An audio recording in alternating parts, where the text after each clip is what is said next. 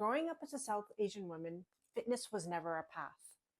It was never modeled, it was never shown as important, and it was never something that you would ever do as a career. But here I am as a South Asian woman in fitness, not just participating, but by breaking barriers, by rewriting narratives, and by helping women just like me and creating a special space for them. Today, I want to share how my culture, my identity, and my lived experiences have got me to where I am today. I'm a superpower in this industry as a South Asian woman. When you grow up as a South Asian, you're handed a script before you can even learn to read. Be polite, be kind, be small, be agreeable. Don't take up space, don't be too loud, and don't be too strong. And fitness was something for you to do to stay thin. It was never to build strength, never to feel confident, and never to show that you are better than anybody else. I grew up with women that carried households behind their backs, but were never able to show strength. I watched them endure pain, but never prioritize their bodies. I watched them give endlessly, but never give anything to themselves. And somewhere inside of me, even as a young girl, I knew this wasn't right.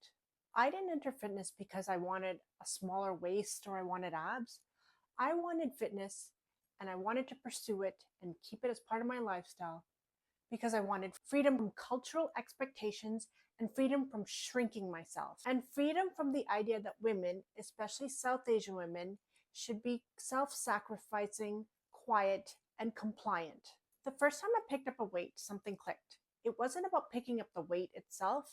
It was almost like I got permission to take up space, permission to be strong, and permission to choose myself. And that moment changed everything. Being a South Asian woman in fitness is never easy because of all the stereotypes that, why don't you have a regular job? How much money are you actually making? Why don't you do something more stable? And a mother shouldn't be spending so much time on herself. But every barrier I faced, every comment became fuel, and every doubt gave me clarity. Because I realized something. Representation isn't about being seen. It's about being heard and being understood.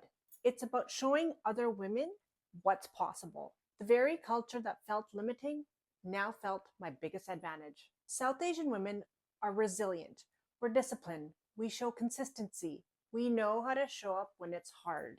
We know how to care deeply, and that's what makes a great coach. My background taught me empathy. It taught me patience. It taught me how to guide women who felt unseen, unheard, misrepresented because I've been there. And that's why my coaching isn't just about reps.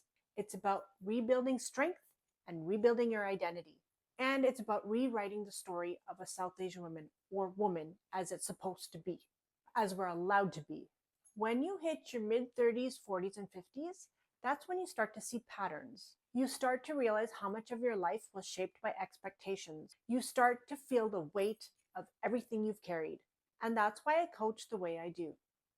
Pain-free, nervous system friendly, strength building, and confidence building. Because women like us don't need punishment, we need empowerment. We need clarity. We need to feel safe in our bodies again. We need to feel strong, physically, mentally, and spiritually. So yes, being a South Asian woman in fitness came with its challenges, but it also gave me a purpose. It gave me a voice, and it gave me a mission. And if you're a woman and you're watching this and you were told to shrink, to stay quiet, and to put yourself last, I want you to hear me clearly.